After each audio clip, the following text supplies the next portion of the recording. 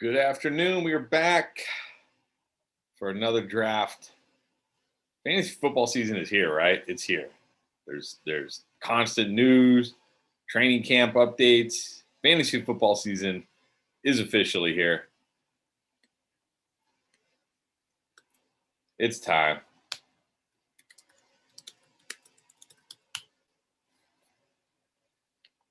If you're not ready, it's time to start getting ready. That's for sure. Start watching these mock drafts, watching our videos. Man, I'm excited about our videos. We are stepping it up. Our videos are going to be the best videos on YouTube. All right, maybe fantasy football YouTube. How about that?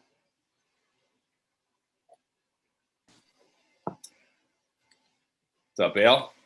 Hey, Chris, how's it going? Good. How are you? Doing good.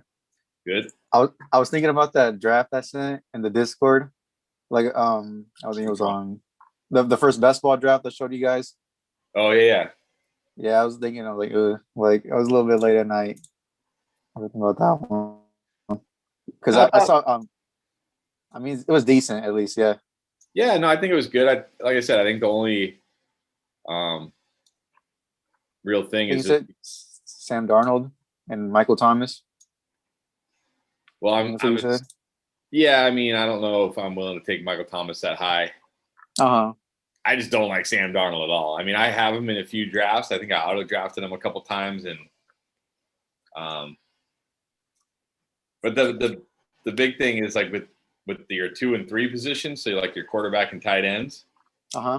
You just really want to make sure, like with your running backs and wide receivers, it's not as important because it's very unlikely you're going to have like 4 or 5 on the same bye week. Mm-hmm. With those like 3 or 2 positions, especially when you only draft 2 of them, which you did okay. Right. But it's really good if you can get all 3 on separate bye weeks, especially like at tight end where, you know, you're just going to be hoping one of those guys does something every week, right? Like when you don't have like 3 stud tight ends or whatever. So, but other than that, no, I thought your draft was good. Are you talking about for the best ball? Yeah, the best ball one he posted. Which, by the way, Jeremy, did you join the underdog one yet? Yeah, I already joined. Okay, nice. So it says we need 5 more. Okay. All right, we gotta fill this thing. Are you in that one, Ale, or can you only do? Are you only able to do like fast drafts? Yeah, I was only able to do fast draft that day because I was in Oregon for the day, so I try to do the most I can. Yeah, I came back home. That's annoying. But I need to get in best ball like around like April or May because I can get like Mike Davis in the teens rounds. So why can't you do it? It's I can't do it because it's I guess it's illegal in Washington State. Like you need to get rid of that. Just in Washington. Right. Or I mean it's more places, but that's where I'm at right now. Okay. No, yeah, I'm in Kentucky, so we can't vote on I forget how it works. So I can't bet on actual games, but I can bet on player performances. Oh, like player props? Yes. So I can do that. So I put it on here and it says I can do the draft in underdog. So I think I should be able to. Yeah, if it lets you join the draft, you should be able to. Okay. Yeah, to your point, Ale, man, those early drafts are the best. It's funny because people are like, oh, how can you draft so early when you don't have like all this news or whatever? I'm like, but dude, you get like, I used to start drafts like Christian McCaffrey, and then I would get like Calvin Ridley, DK Metcalf, and then I would get like Mike Evans, Cooper Kupp, and then I'd get Deontay Johnson. It was like insane. Insane. This is like when I was drafting way back, like in like March and April when, because now the values have all shot back up and stuff, and now you can't. Now I get like, I mean, I still get Deontay Johnson in the 4th, but like as of my wide receiver 2 or 3 or something. But yeah, it's crazy. And I was getting like Najee Harris in the 5th, 6th round sometimes because it was before the NFL draft. Yeah. So definitely draft. I think drafting early is a huge advantage if you're like really on it and you really pay attention. How popular is drafters? Like I think the slow drafts are more popular, right, Chris? Because I know you're on that one. Yeah, I don't think it's as popular as Underdog. But I know a lot of people on Underdog because Underdog usually has like that huge tournament, the Best Ball Mania. Oh, okay. I don't like that. I get, I don't know.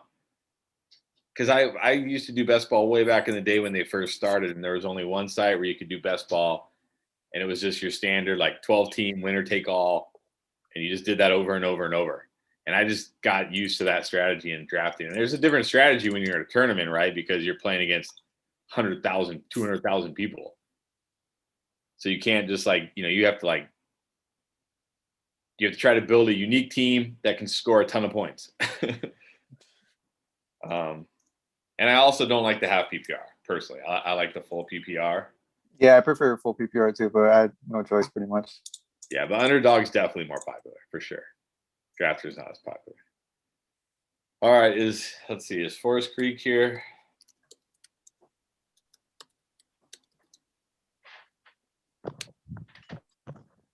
I saw Stinger try to join the Zoom. Didn't work. It says he's on. Okay, what about Forest Creek? Does it say he's on? You guys see anything? He's the only one. I do not see anything for him yet. Give me 1 second. Only one I don't see green. Stinger, you here? Yeah, just had a bunch of internet problems. Stinger, what's up, man? It's been a while. It has. I've been 2 weeks in Hawaii. It's good to be back. Oh yeah, that's right. How was it? It was fun and very hot. Yeah, and probably It's very not as hot as it is here. That's for sure. Where are you at right now? I'm in San Jose. It's burning. Oh yeah, yeah, Literally, it's burning down. yeah. That's true. I hope you're not close to those fires.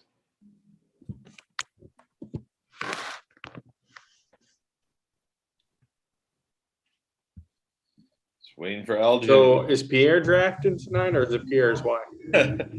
Hey, I'm here. Oh, okay. Oh, Okay. he's not only is he drafting, he's on. I'm on. Where's Austin here?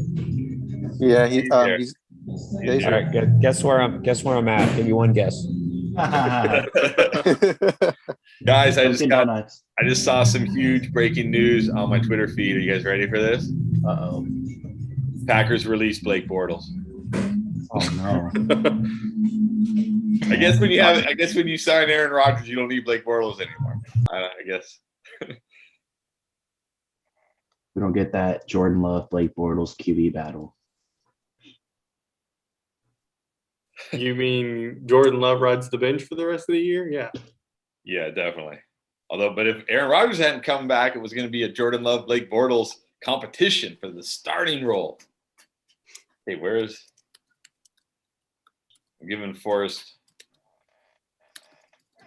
What drink is that, Pierre? This is his last chance.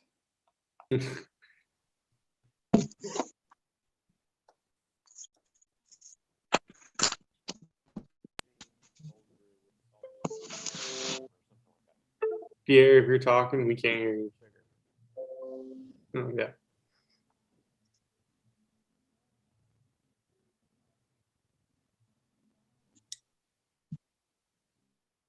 Okay, I'm going to have Arsenal jump on.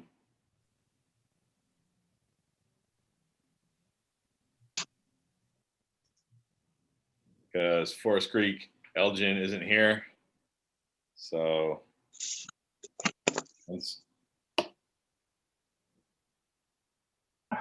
right, so let me kick see if I can remember how to do this. Draft settings. There we go. Forest Creek. Make sure he's not green. Remove. Clapping cheeks. Remove.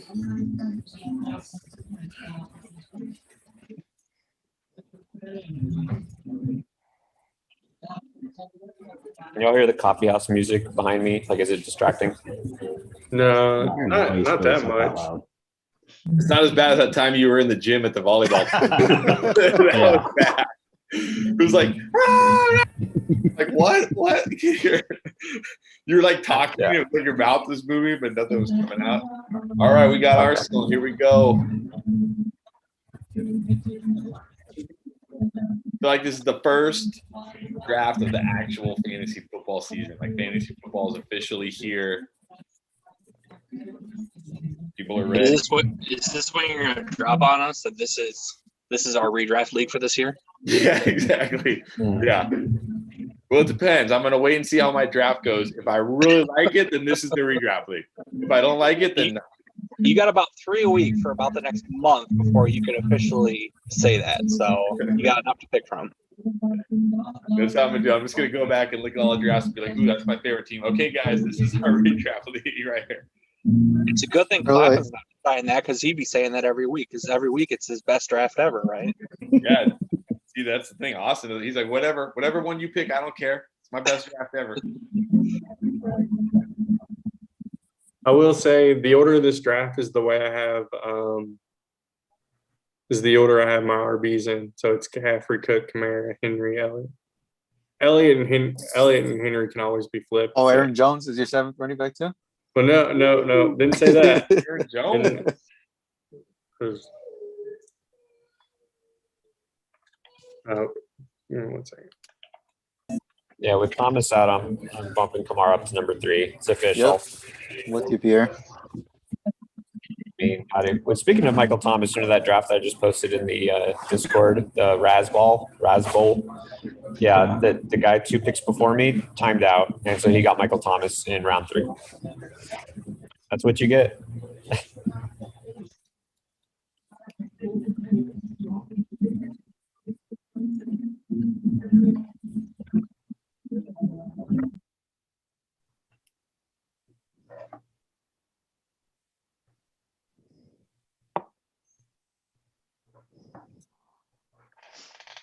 Well, Adam's back to the number 1 wide receiver. That wasn't the one I meant to pick, but I'll take it. I mean, who would you pick over him? I was gonna pick Tyreek Hill, but Devontae Adams. It's not like I messed up. No, you definitely didn't mess up. Unless we wake up tomorrow and Aaron Rodgers has changed his mind or something. But you never know. I like Eckler at the 1-9 because I have Eckler higher than I have Zeke. So I have Eckler higher. I like the Eckler at the 1-9 too because I have Eckler higher than Chubb and Jones. So I was happy to get Eckler at the 1-9. I was deciding between Chubb and Eckler. Can't go wrong with either one. I actually disagree. Between whom? I just think Chubb he's fine, but he's just fine. Chubb has less 20-point fantasy games over the last 2 years than Eckler, Zeke. Who else was it? Eckler, Zeke, and Aaron Jones. And he's played more games than Eckler. In fact, he has 3 less 20-point games than Zeke and Eckler over the last 2 years. Like he's just fine. He's not going to ever win you like anything. But maybe this is the year. Maybe he runs for 2,000 yards this year, and then I look stupid, which won't be the first time. I was looking at Darnell Mooney on my league, and his projected points are 6 points per game. I was like, 6 points? You Gonna can't get look- way you, more than 6 points. You can't take projections to heart though. I know, like Projections are terrible. I was looking at like the sleeper projections. I think I was looking at my matchup against Pierre. I think we played each other week 1. Like, how did that happen? That was intentional. in our dynasty league, and it had like I think his projections. It was like Dobbins is projected for like 18, but Zeke's projected for like 14. And I'm like, who did these projections? I mean, I project Zeke to get less than 14. Well, is he gonna get hurt? No, he's just gonna suck. Okay. It took Austin a long time to pick the 2 most obvious receivers on the board. I just saw Nick's face when Stinger said that.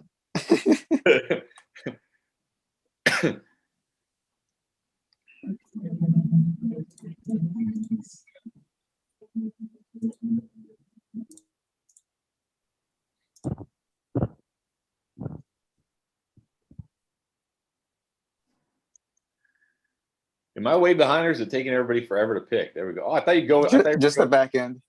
They're going to go with the Chiefs stack.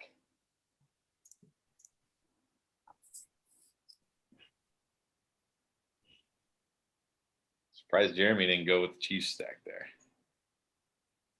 Wasn't it like the 10 or 11 spot that like for a long, this a while ago now, but everyone was like always doing a cheap stack there.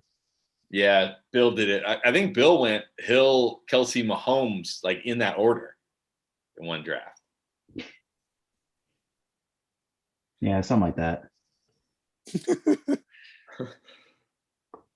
I don't know what to do here. I know the receivers are going to go off the board, but Jonathan Taylor sitting there at the 2-3. That's pretty crazy. Yeah, sometimes you gotta pivot off your plan. Yeah. That was a good pick. I gotta take him here.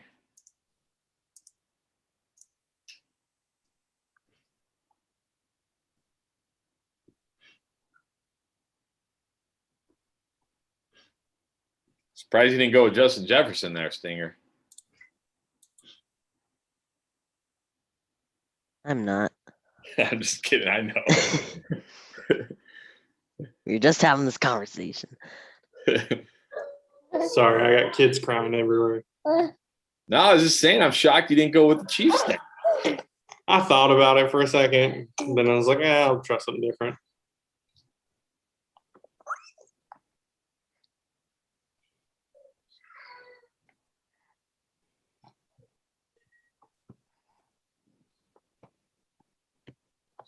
Barkley Ridley. That's a good start. That's a very good start. That could be two. That could be two top five. I mean, if Barkley's healthy, that could be two top five players. Yeah, there was a big if in there. I feel like Barkley might miss week 1, but then we'll be back in week 2, but I'm not sure. Okay, if he does. So I'll you draft could him. tell me Barkley's going to be healthy for 16 weeks, and I still like it's Daniel Jones for me in that offense. I mean, that's fair, but we're talking about a guy Who hasn't done anything in 2 years. It's not true. In 2019, well, in 2018 he was the RB1, and in 2019, yeah, he missed like the middle of the season, just like Chubb did and Eckler did last year with the same injury, the same exact injury, and then came back in the fantasy playoffs and won everybody their championship. I think he scored like 30 or more in every game, or 25 or more in every game in the fantasy playoffs. Am I missing something on Najee Harris? All mock drafts I'm doing, he's going early. He's going late second round. Yeah, when you had him in your third round, I was like, I don't even know if Najee is going to make it. Now it was 10 teams, so I was like, technically, if you do the math, he might make it. Yeah. But I'm okay with Najee at the end of the second. I'm interested to see what Nick does here. I think it's the first time I've ever seen Nick go RB. It's been a long time. I think I've done it before, but it's been a long time. But like honestly, I'm a little bit high. I'm getting higher on Najee recently, and just that huge wide receiver run. I mean, that's pretty common for us now in the second round. But it's like I think I got to pull the trigger here because I feel like he would have been taken by Berkios if I didn't. Yeah, I think you could have gone Gibson, but if you're worried about the toe, I guess. Yeah. Because I have it after Taylor, I have it Gibson, Najee. Yeah, I don't know about you guys, but sorry, go ahead. No, I was just saying, like, it's okay either way. I don't know about you guys, but Najee, just the fact that he's on the Steelers and it's going to be such a crappy situation, even if he's going to get the majority of the workload, like, I don't know. I just feel like he's one of those guys, and like I'm just going to let someone else draft him. I'm not going to avoid him, but I would rather let someone else draft him in the second round. If he falls to like the third round, then yeah, I would probably pull a trigger on him. But I'm kind of coming around on Najee too, like Nick said. And the way I see it, like to your point, in really worst case scenario, situation where the Raiders aren't that good of a team, but just volume alone, he might be a top 10 running back. You know what I mean? He's being drafted sometimes outside the top 10. So I think just the number of touches, because he's going to be the pass catching back too. That's the thing.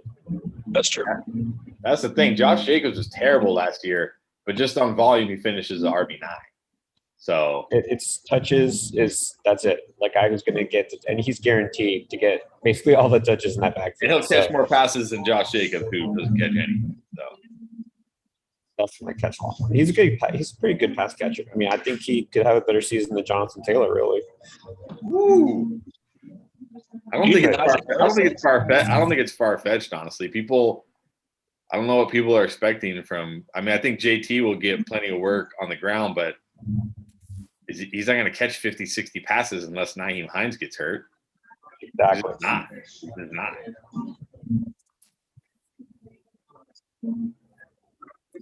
Can't believe you guys are going to let Michael Thomas follow me at the 3-9 here. You guys are crazy.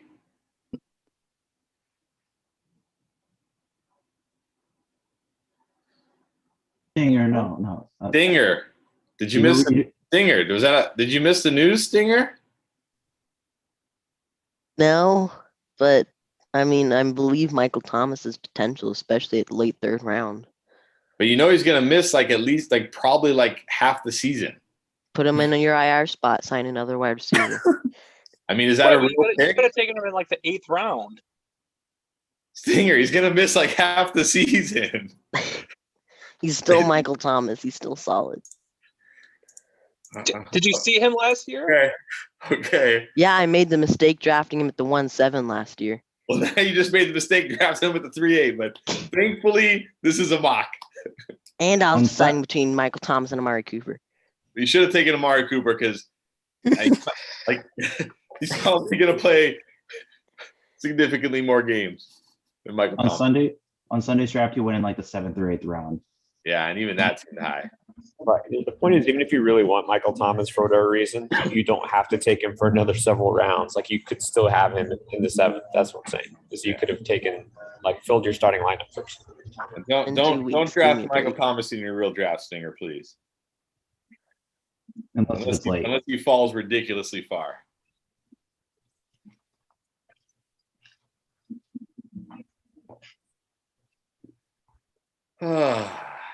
This is where it gets this is where I don't like having Kelsey. I feel so thrown off now. I'm not used to taking running back in the 2nd round.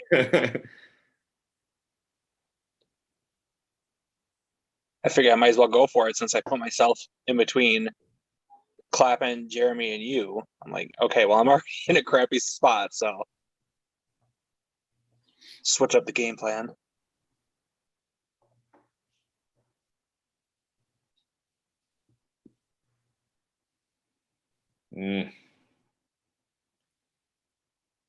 How do you guys feel about Julio? I kind of feel like he's the same way for me as Najee.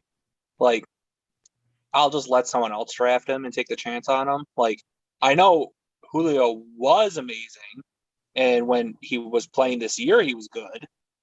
But he's going on a team where the quarterback already has a rapport with A.J. Brown. I just don't know how much work he gets there. Well, I don't want to spoil it because it's going to be in tomorrow's awesome video when we do our top 24 wide receiver rankings. Because we do talk about Julio because I think Pierre and I are pretty far apart on Julio, at least as far apart as you can be and still have him in the top 24. But I'm kind of with you, Mikey. I just don't draft him. Unless it's unless I'm looking at the other receivers and I'm staring at guys that I'm then I'll take them. But I just feel like I'll let somebody else take him. And if it works out for him, great. I think he's pretty fairly priced right now. I don't think 3rd round necessarily, maybe early 4th is better, but depending where you pick, it's not a big difference. But I'd rather have Julio than Thielen and Galladay, but I would still probably take Cooper over him, of course, Godwin. So I think he's about right. Is he going to get the volume he got in Atlanta? No, probably not. But still, I look at the fact that there's AJ Brown, Julio Jones, and then what? Like, there's nobody else after him. So he's still going to get a fair amount of target share where he is. Yeah. We don't have a tight end there either, really. We got Fertzer, so I think you actually see an uptick in touchdown finally. Yeah, but the thing is, like, okay, if AJ Brown, let's say, gets like a 26% target share, and Julio gets, say, like a 22, we're talking about a 22% target share of like 400 passes, right? Not 600. Okay, 480 or whatever it was, not 600. So that's my worry with, and not only that, you know, he had that years and years with Matt Ryan. You know, when Matt Ryan was in trouble, he's like, "Where's number 11? Right? Where's number 11? Where's number 11? I know he'll make a play." Ryan Tannehill's never played with him before. He's played 2 years with AJ Brown, so I do worry a little bit. But again, to Pierre's point, same thing. Like I wouldn't. Higgins is close for me. Like Higgins, Thielen, those guys, they're close for me. Yeah, I have a hard time putting Higgins over him just because we're in the same situation. He's not the clear number one on his team. They're going to pass a ton compared to Tennessee. But again, you talk about 3 receivers versus 2 receivers. It's pretty close. So my reason for avoiding drafting Julio is the same reason I would draft T. Higgins. Is I think the rapport with the quarterback is what matters. So Julio doesn't have that, whereas AJ Brown does. And Higgins, even though he didn't play college with Burrow like what's his face did, he does now. And Burrow really likes it. They were only You know what I teammates for a mean? year at college too, right? Or was it 2 years? One. Chase, Okay. you talking about Chase and Burrow? Yeah, because they only played at LSU together for I believe 1 year, right? Yeah. Yeah, his 2019 year. Okay. And things change so dramatically between college and the professional level that Joe Burrow might love what's his name? I keep forgetting his name. Chase. Chase. Jamar Chase. But he knows that Higgins is reliable and that he can lean on him and that he has a good connection with him. Mm. So it's kind of like the opportunity versus talent argument. Like I would rather bet my money on a guy that has a good connection with his quarterback versus a guy that has good talent but is new on the team. In some situations, like If it's close, then yeah, that does actually make a lot of sense. That's why you might prefer a guy like Higgins over maybe DJ Moore. But like Julio, I feel like he's kind of an exception, being he's like one of the best receivers this generation. He's like 6'5". He can get the ball no matter what. Tannehill's an accurate quarterback. Like he's not a gunslinger. He's they're not going to have him running streaks or anything. So I'm not too worried about that. But generally speaking, that is a good point. like if Devontae Adams got traded and went somewhere, like of course he's still going to be a first round pick. Like Maybe not. Like I said, like I'm not avoiding Julio. Like if he falls to me, then I would probably draft him, but it'd have to be at the right spot. He's one of those guys that I would just rather let someone else take the chance on, and I would take my shot on someone that I know is a little more established. Yeah, I'm with you on that one. I'm fine letting somebody else draft Julio, and the same thing. If I'm wrong, oh well, I'm wrong. So be it. I'm with you on that part. But that's an interesting question about Adams, because if Aaron Rodgers leaves next year and Adams like, well, I'm not staying here. One of the rumors I'm hearing that I've been hearing a lot is he really wants to play with Derek Carr. Him and Derek Carr are buddies or something. Yeah, that's what I heard. How would we feel about Devontae Adams on the Raiders? Well, I mean, Darren Waller is on the Raiders, and he's number 2 tight end. So True. But I mean, like almost anywhere Devontae Adams goes, unless like, I don't know. Trying to think of a spot. I can't think of one. But the Lions. No, because now he's going to drop a lot because now he's playing with Jared Goff in a who knows what. No, that's what I'm saying. No, I was going to say like almost anywhere he goes is going to be a downgrade because, you know, he's not going to go to the Chiefs, and if he does, he's got or like this, I can't like the Saints look like a great spot, but who's Taysom Hill throwing to him? Whoever they maybe draft next year, Jameis Winston, like, it's not Aaron Rodgers. So I don't know if he'll definitely be a first rounder next year.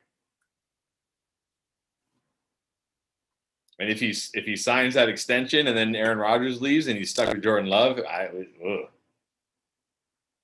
don't even know. I don't think he'll sign unless Rodgers does first. So I think he's going to wait for Rodgers to sign. Well, Rodgers is already allegedly signing this deal. It's just we got to hear what the terms are because. Yeah. I thought something about like including concessions and stuff. Yeah, so apparently it's still vague. Like they haven't released the details, but apparently next year he's going to have the option to request a trade.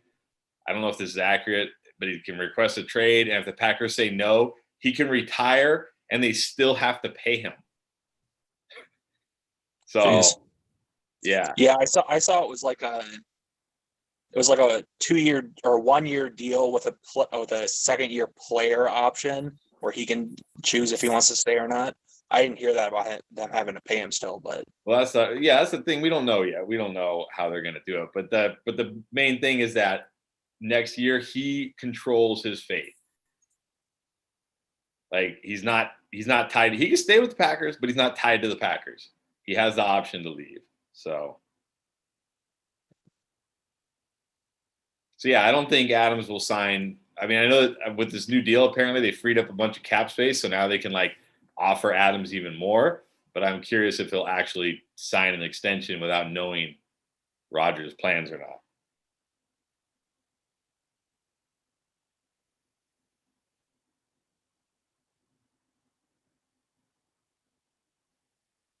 snipe me on Henderson now. I don't know what I'm doing. Yeah, I was happy to get him there.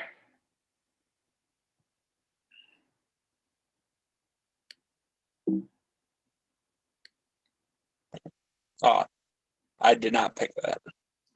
All right, who do you want? Javante. Please. And don't forget you're on auto, so Yeah, how do you turn that off? you got to go on the phone on your phone. Okay. Well, I have it on my phone too. Gotta go to roster or team, right? What's that? No, I was wrong. Never mind. I'm in a spot in a best ball draft where I almost always draft Curtis Samuel, and now I'm wondering if I should not draft Curtis Samuel. You need to go into queue to turn off your auto draft. I did. Should I be scared about drafting Curtis Samuel? No. I You're what, wouldn't. 98% exposure, maybe differentiate a little bit more. I don't think he's quite that high. Let me see. They did something with the ownership, and it's not like sorted by. I don't know what they did. It's all messed up now. On drafters? Yeah, like it's showing me Kenny Galladay, who Austin will be happy to hear I have 0% exposure of. 0 Kenny Galladay this year. By the way, is there anybody in here right now, aside from Stinger, okay, he's got an excuse, who isn't in the underdog draft? Because we need to get that thing going. Who is not in, and give me your excuse, your lame excuse why not. I'm not in it. I have no lame excuse other than it's best ball, right? So I don't know anything about that. It's the same thing drafting wise. Like the ADP doesn't really change. It's just the concept of, when you build your roster is a little bit different. It's because there's no waivers, there's no trades. Like, so the team you draft, you got to ride with all season. But that's it. And it's like a set it, forget it, right? Like you just draft a team and then that's it. Yeah, That's it. Well, if you guys want to link me like an article on like a draft strategy, then I'd probably join up. You have to pay to get in it. Yeah, it's like $3. $3 whole dollars. $3. Okay. You have to deposit 10. Oh but yeah. yes. Which one was it? You was it Chris or Pierre that was saying like I have referral points, so you have no excuse to get it. Damn That it. was me. I was like, I'll even send you $3 so you can join if you need it. Lose both of us. I went with Curtis Samuel. I'm at 21% Curtis Samuel exposure on drafters. Had to snipe with Samuel, didn't you? Yes. My wide receiver 3, yes. Not very happy with Waddle as my wide receiver 2, but I'll take it. And I guess I could go Tyler Boyd. Yeah, Tyler Boyd's not bad. He's not bad, but he's not Curtis Samuel. Yeah, you're right. Tyler Boyd will be on the field. Hey, Stinger, if you would have went Curtis Samuel in the 5th, you could have got Pitts in the 6th. I was thinking about that, but I mean, Pitts is technically a wide receiver. Wow, Myles Gaskin and Kareem Hunt in the 6th round now. That's pretty insane. I guess on Thursday, I'm just gonna like wait till the 6th round to get my running backs.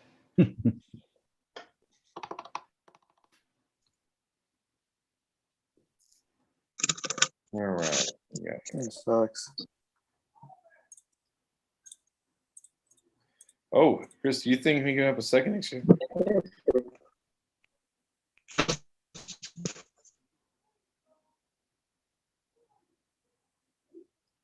Sorry, YouTube chat. How about you guys? All right, starting to answer now. Let's go. Kenny, what do you think? Who do you think is the wide receiver 1 in Dallas? Red Mamba. Check out our video. Mari Cooper. I think it's CD. CD. I'm Cooper. just not high on CD Lamb. Neither am I, but I'm less high on Amari Cooper. I mean, one person I do hate is Michael Gallup, but I mean, No, CD Lamb's a solid wide receiver 2 for the Cowboys, yeah. Wide receiver 2 for a team, yeah, but not a wide receiver 1 for the Cowboys. He will be the wide receiver 1 for the Cowboys. What was the question about the Cowboys again? I wasn't listening at all. Who's the number 1 wide receiver? I think they're going to be 1A, 1B this year, and then probably after that CD.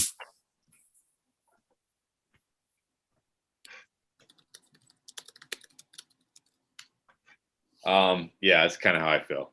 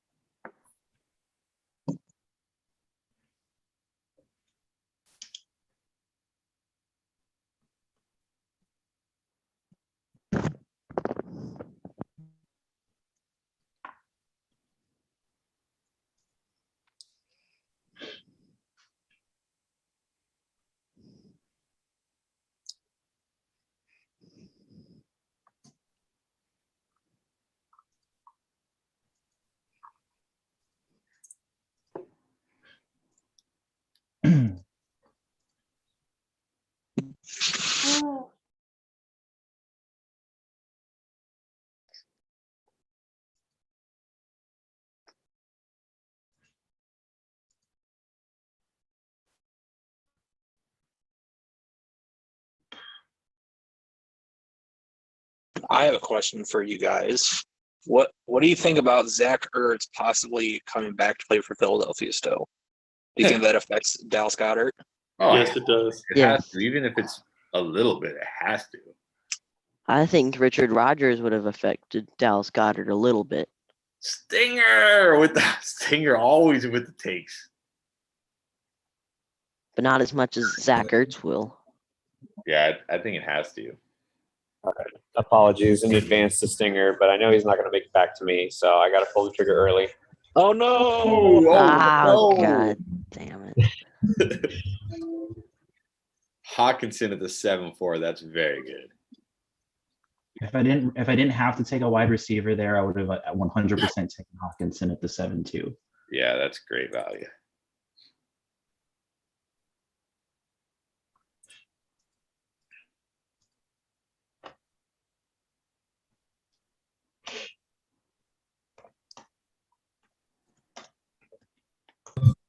Yeah, Richard Rodgers is actually very efficient with the targets he gets. Yeah. Are we? I'll just say okay. that. Okay. I get that we're low on Miles Sanders, but Miles Sanders in the 7th round? What are we doing? I didn't realize he was still on the board. Crazy. What are we doing here? That is crazy. Miles Yeah, Sanders. I'm not that low on him. Like, what do you got? Is your running back 40? What are we doing here? I was hoping he followed me. No kidding. That's crazy.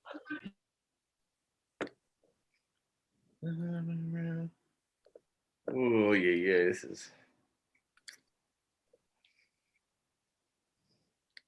Hey Pierre, you might like hearing this. Exposure for DK Metcalf, I got 71%. Oh, Nice. dang. How many Nice. drafts have you done? I only did 7. I put 25 in, so you get 25 back. So I only did 7.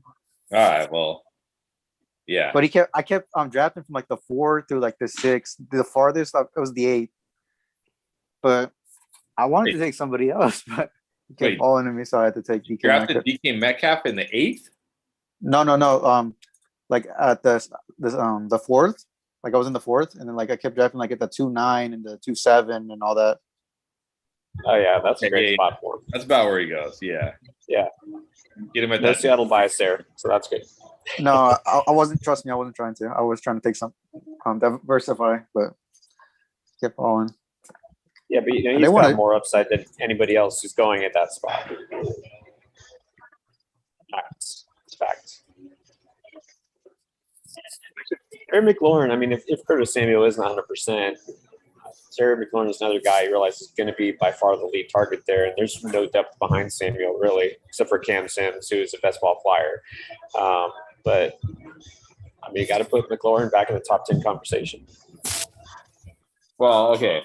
Here's the thing about Samuel. It's a groin injury that he's been nursing, I guess, since before OTAs. I don't think it's the type of thing that he's going to like miss the season. Could he miss the beginning of the season? Maybe. So yeah, so McLaurin might get like a little boost in those 1 or 2 games. But I don't. It doesn't like this doesn't sound like something where it's like, oh, this could be really bad. No, I'm not saying it's like a Michael Thomas thing, but I'm just saying that, you know, McLaurin's still clearly the top target there. You know, Yeah. He's nursing that all season long. You just never know. When the guy's less than 100%, he just doesn't get as much action. Yeah, that's the nervous part with these soft like you guys freak out about knees, which are really not a big deal once you know, like, yeah, you're missing the season. That part sucks. But once they come back, they're usually fine. These soft tissue ones, they're worse because at least with Saquon, if they're like, we're not playing in week 1, you don't start them. But if they're like, yeah, Curtis Samuel's playing week 1 and he's gimping around out there and he's barely playing any snaps because he's got the soft tissue injury, you're going to be really upset you started them. So I hate the soft tissue ones way more than like the knees or the high ankle sprains or whatever, where it's like, okay, when they come back, they're good. They're fine. Like the soft tissue ones, like the hamstring strains, oh God, those things just linger and these guys come back and they're not 100%. And then they're like, oh my God, he only played like 50% of the snaps this week. Last season, I had Young Wei Koo, and he had a groin injury. Like he made 21 points last game, and then he started making 5 points, 7 points, 1 point. And he went downhill from there, which is sad because then he lost me one of my games.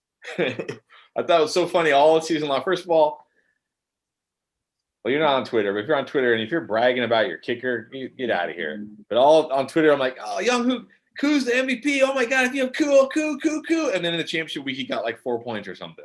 I'm like, yeah, serves you right. Riding a kicker all year to the championship. Like, get out. Like, really, you got to the championship because you have a kicker? Get out of here. He wasn't even the highest scoring kicker.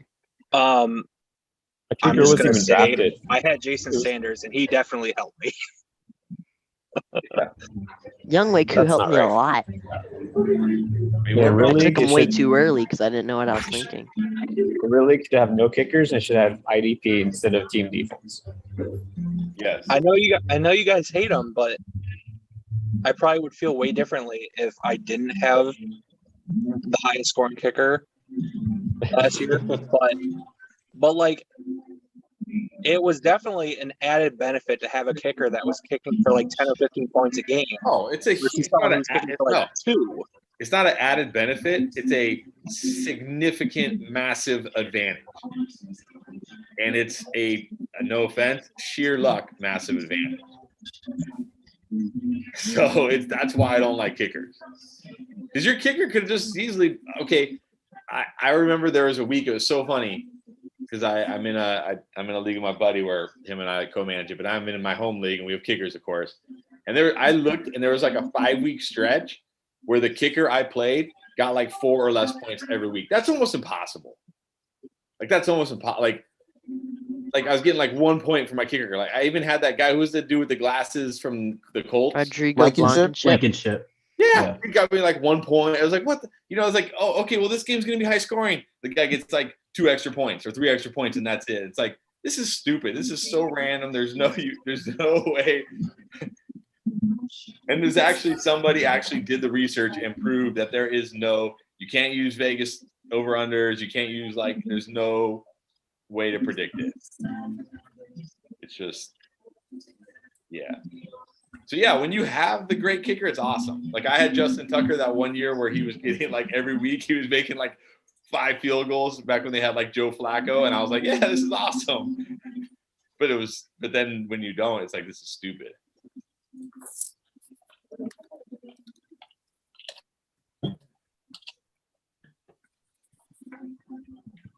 Lamar and Dak in the 8th.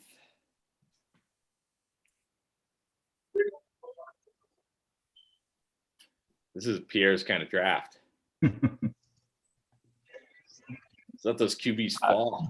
I was eyeing Lamar, and I didn't think he would fall to me, but it was close. It was close. I probably should have taken him over buff skinny guy, but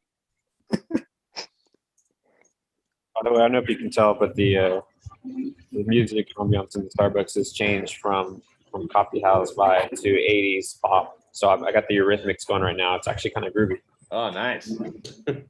How many people in here even know who they are? I know who they are. Oh, I'm impressed. Surprisingly enough. I'm impressed. It was the Go-Go's before that. Oh, dang. Now, okay, how many people know the Go-Go's? Now we're really going back. How many I know who they people are. are looking at you weird? Song.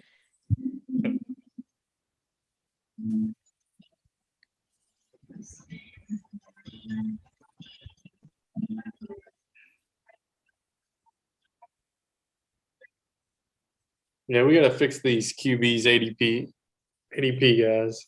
Like I understand They're don't so draft them deflated. early. You regret taking Josh Allen in the 6th now, huh? Because you're like, dang, I probably could have got him in the 7th. No. maybe in the 8th. Could've got him No, I have a rule. It's Patrick Mahomes in the 5th, along with Kyler Murray, Josh Allen in the 6th. So either or. And I always take Kyler Murray, so I wanted to get a little bit of Josh Allen. Good. You got to balance out your exposure in these mock drafts. It's very important. Yeah, because I feel like we want these drafts to be realistic. There's no way all these QBs fall. No. Oh no. That's true. No, Yeah, Mouse. because in my draft, at least 2 or 3 of those guys will go in the first round. Yeah, Yeah. In a more casual draft, yes, they go very early. But when you draft like any like draft you do with people who like, take fantasy football serious and spend a lot of time on it, QBs always fall. They fall to like the 3rd or 4th round. They don't fall to No. Ask Pierre. Pierre will tell you. You get in drafts with guys who spend a lot of time on fantasy football and really research it, and in one QB league, a lot of times the QBs will fall. Yeah, well, that's why I'm kind of trained in my leagues, because most of my leagues are like with other, analysts and stuff. So, I mean, I'm used to just everybody waits on QB, right? But then you get into a public league or, it's a more casual league. Everybody's got their quarterback after round 6 or something. And so it's weird. So I sometimes I wait on QB too long. So I'm like, I still have some good. And then people are taking their second quarterback before I have my first. I'm like, okay, I guess I need to take somebody at some point. Yeah, but it all depends who you draft it with. Sniped me again, Chris. I actually debated another QB there. I'm sure you know. I know who you're talking about.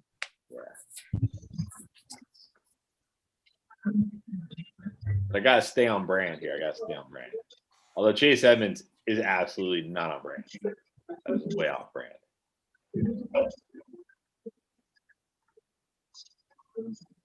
I'm surprised you took Edmonds over Carter. Honestly, I was not really. I was like half in the draft, and I was like, "Oh, let's take Edmonds here." Looking back, I should have taken Lamar Jackson. Oh, that's true. Yeah. Would have been a 1,000-time better pick than Chase Edmonds. I feel like I'm having one of my most average drafts right now.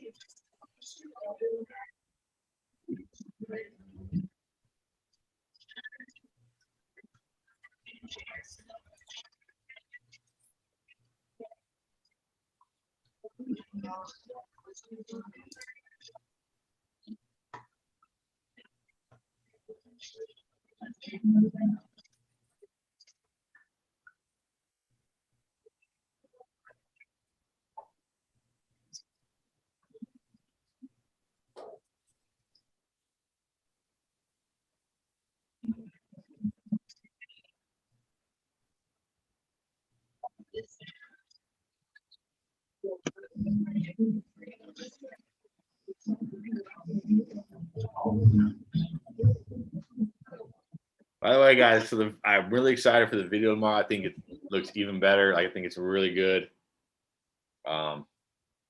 So Can't wait to watch it. yeah, if you guys get a chance, watch it. Let me know what you think. There was a critique I had in your video, and I was gonna post it on YouTube, and then I was like, it's probably too main, and then I was gonna do it in the Discord. I was like, No, we need. That's the thing. We need comments. Well, this is just more. This is more of an Only good etiquette ones. thing that you and Pierre can probably both get under control a little bit more. But could you guys stop blinking so much? Oh my god. I was thinking the same exact. I was like, man, this is kind of giving me a headache watching them debate because they're blinking like every other second. I mean, it's not like we It's know hard with we're all blinking. those lights, the studio lights on you. Yeah. You're like into the camera. You're like, okay, There's good to studio know. lights and stuff in I your room?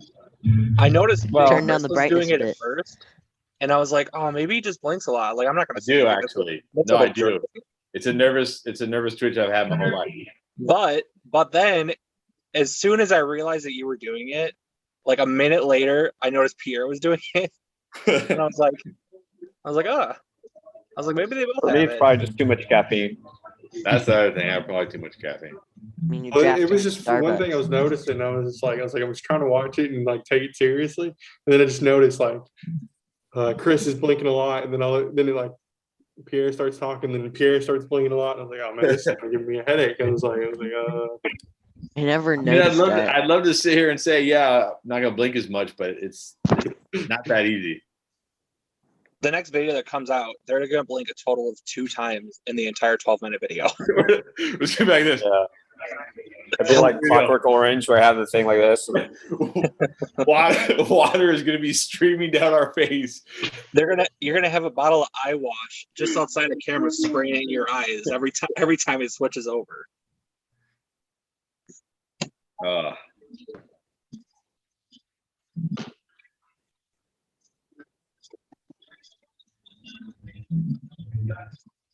that's not who I wanted, but it's fine.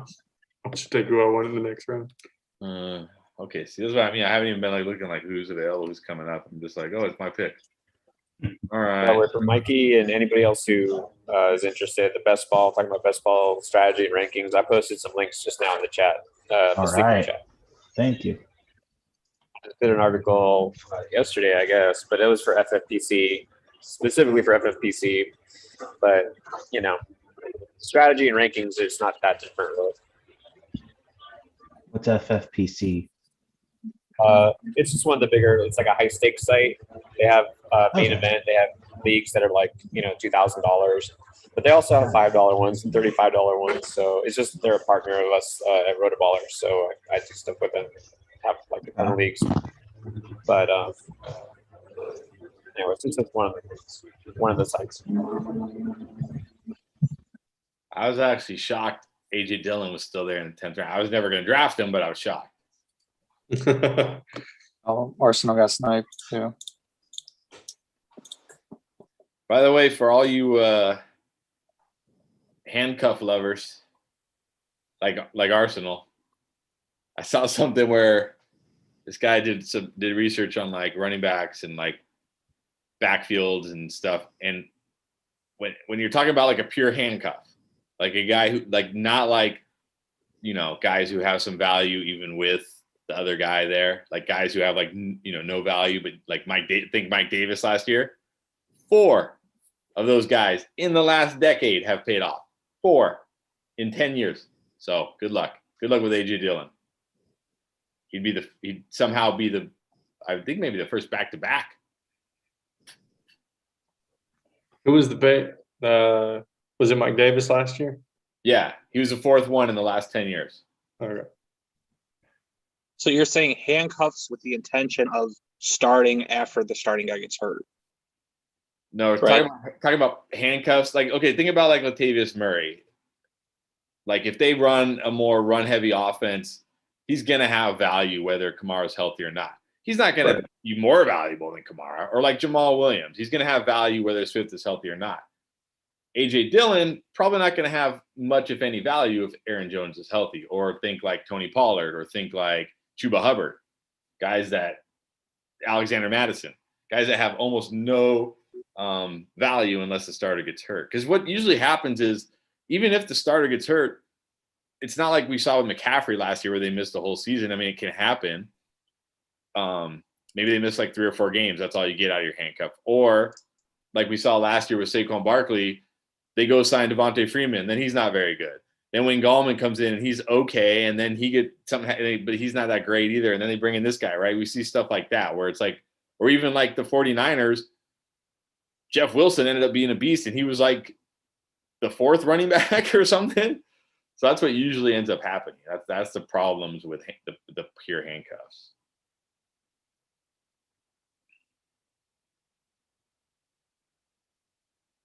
Yeah, the truth is, for those kind of guys, unless it's best ball, where you do take those guys because you can't pick up with waivers. That's the different. running backs, the guys who are going to win your league down the stretch that are like come out of nowhere, you can't draft them because number one, you have no idea where they're going to come from, and number 2, you're taking a chance on some guy that 90% of the time is really just going to burn a roster spot. You know what I mean? Like the Jeff Wilson, like Elijah Mitchell this year. Yeah, he could be this year's Jeff Wilson, or he could do absolutely nothing and get cut before the season starts. So you can't draft guys like that. You know what I mean? You can take one, but it's really not worth it. You just have to play waivers smartly. That's the bottom line. I actually have a lot of Elijah Mitchell in best ball though. In best ball, that's a perfect pick, but in redraft, I mean, you're He's a really guy just to like help with. closing your eyes and throwing a dart and hoping it sticks.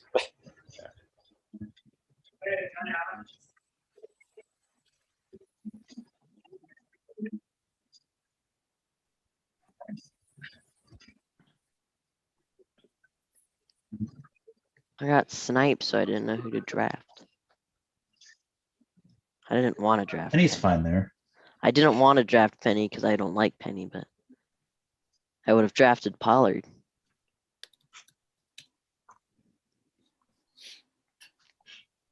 I think it's a good example. I mean, if he stays healthy, he could have a good workload. He could be very valuable, but that's just a big if. So he might be worth drafting and redraft. Like I'd draft guys like him or Gainwell, because I think they could definitely have a role, but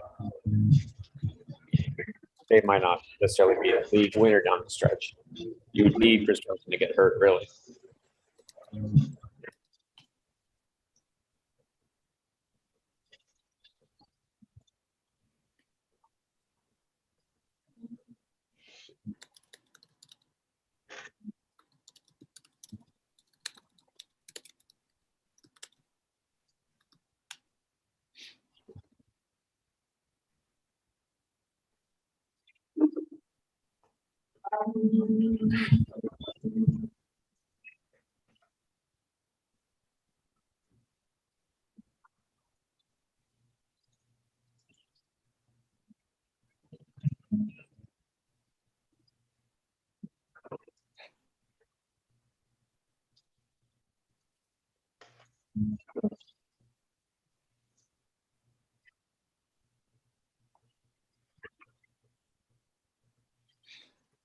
Oh, all right. One more wide receiver. Who's going to be Marquise Brown?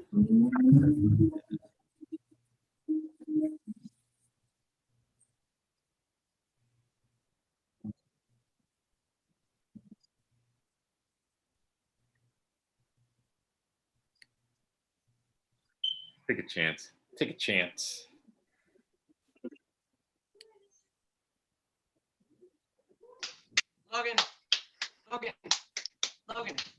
Mikey, You not? Mikey, did you intentionally take Zach Ertz? Yeah.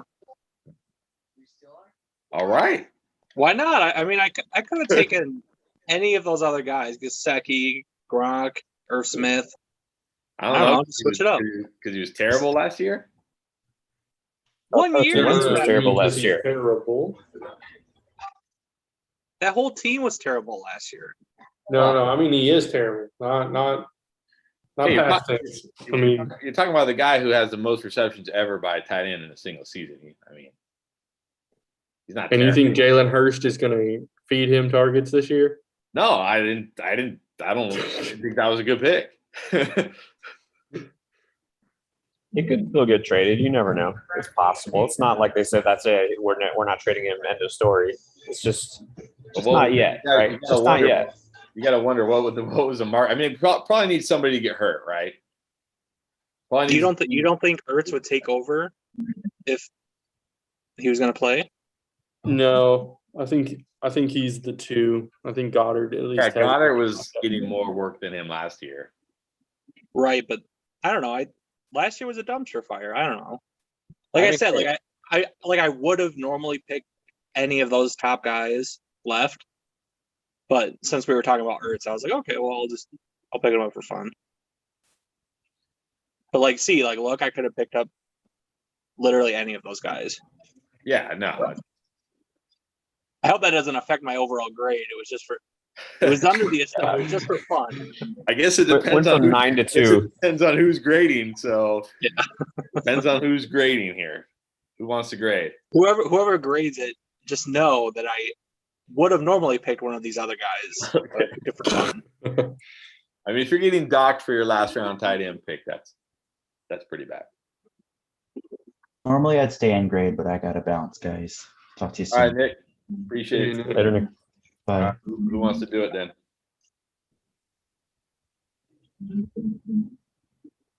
Bueller? Anybody? I graded last time, so I'm letting someone else do it. Pierre? Yeah, I can do it. Go for it. Let's see. I assume you all can still hear me over the grinders and the David Bowie. Yes. Yep. Yeah, we can't I even want to that. hear my grade, but it's dinner time, so I might have to watch it on the YouTube. All right. All right. You want me to do Later, yours guys. first? All right, okay. Let's start with Barquillos. Usually a solid drafter. Let's see. Easy at the 1. Interesting going CD Lamb pretty early at the 2. I mean, I'm high in him, but I think that's fine because you see in these drafts, we had a lot of receivers going early. It's funny, the trend keeps happening. The receivers are going earlier and earlier, and the quarterbacks are going later and later. So I wonder if it'll ever balance out. But got Kathleen Gibson. That's a good one to punch. Devontae Smith is your 2. Judy is your 3. Young, very young receiving core, but all have a lot of upside. And then you got Kyler Murray, Logan Thomas. That's okay. A very young receiving core. I don't love the depth at running back because I'm not a Connor guy and of course not Singletary guy. So I think another running back with a little more of a floor would have helped. It's pretty solid though, so we'll go 7.5. All right, Nick. Nick. Got the Cook Harris start. Honestly, right before you, I almost got Harris too. I considered it because I'm getting higher on Harris, like I said. But I think that's smart at that spot. You can go to running backs early, and it's not really going to affect you too much because you're going to get pretty much your same choice of receivers on the way back here. Okay, so you got Evans, Ayuk. I think that's fine as a 1-2 with those running backs. Chark, Gage, Rager. Yeah, I like all your picks at receiver. You're just going to kind of be fighting to see who stands out as the third receiver, right? Because right now those are all guys who are kind of iffy. Interesting you went Mike Davis, got your third running back before your third receiver. What was your thought with that? He had to leave. He had to leave. Oh, Nick. I thought Nick was still on here. Nope. Okay, I'm going to assume that he thought that Mike Davis was a solid value there. Okay. Yeah. So that's the only thing. But again, at that spot, not a big difference really because you got Davis and then Chark coming back. I think that's fine. I think this is a pretty good team. You got Mahomes, of course, that helps, and nice value with Troutman. So I'll give that an 8. Let's see, my team, give it a 10. Okay, let's go on to Marquise. Is Marquise with us or no? He's just been on for a while, He's right? been on here, but I don't think he said anything. But I think he jumped on. Okay, I don't see him right now, but I know he's been on before. Maybe he left. Say Derrick Henry, McLaurin, Cup. Got the Carolina pick with Robbie Anderson there. I noticed that. That's okay. Honestly, I'd take Anderson over Claypool or Beckham. And then Debo, I like Hawkinson. You know that. I'm a big fan. He's solid at running back. It's more floor of a running back. Like he's got guys who are all going to have solid roles. He's not taking a chance on like a rookie or anything like that. But he's got a nice floor of the running backs. Actually, this is kind of a safe team overall. I got like a guy like Tannehill at quarterback. So no complaints though. There's no risk here. There's really not a lot of risk. It's just there's really no breakout candidates here. Maybe Ruggs, but it's just more of a veteran team. Whereas like Marquillis took a really young team. It's kind of a safer team. But I gave it an 8. This is a playoff contender for sure. All right, AL, let's see. Elliott, you got DeAndre Swift, Miles Sanders, good value there. Okay, and then you got Kittle, Allen, Galladay, Cooks. I mean, that's okay for Cooks. It's just then you're, again, kind of that same situation I was talking about. Like who's going to be your third receiver? Is Cooks going to be an every week wide receiver 3, right? Is Bateman going to be able to start? Marvin Jones. I kind of have my doubts. So good value with Sanders, though. It's just you're kind of hoping to flex him out then because other receivers, there's just a little bit of risk there. I would say, though, let's say 7.5. Okay, where are we at? Arsenal? All right, so he did the modified 0 RB, got Barkley and then 4 receivers straight. I think that's good. Definitely some upside with Chase and Claypool. And then Hunt and Etienne, that's actually nice to have those 2 running backs afterwards. And then Lamar, that's a great value there. And then Goddard, I'm not off of Goddard. I'm down on him from before, but he went as the, tight end 7 here? 3, 4, 5, 8. Tight end 8. He was the 8th tight end. I mean, that's perfect to get him there. I actually like this team, probably the best so far. Off the bottom, I give this a 9. All right, bust or boom. Very similar strategy here. Running back, 4 receivers in a row. Compare the 2, Jefferson versus Ridley. I would probably go Ridley, but that's pretty close there. Godwin versus Woods. Actually like Godwin. Moore, Beckham. Which receiving core do you guys prefer between Arsenal and Buster Boom? Oh man! If it weren't for Odell Beckham, it would probably be Buster Boom, but he chose him, so I'm gonna go with Arsenal.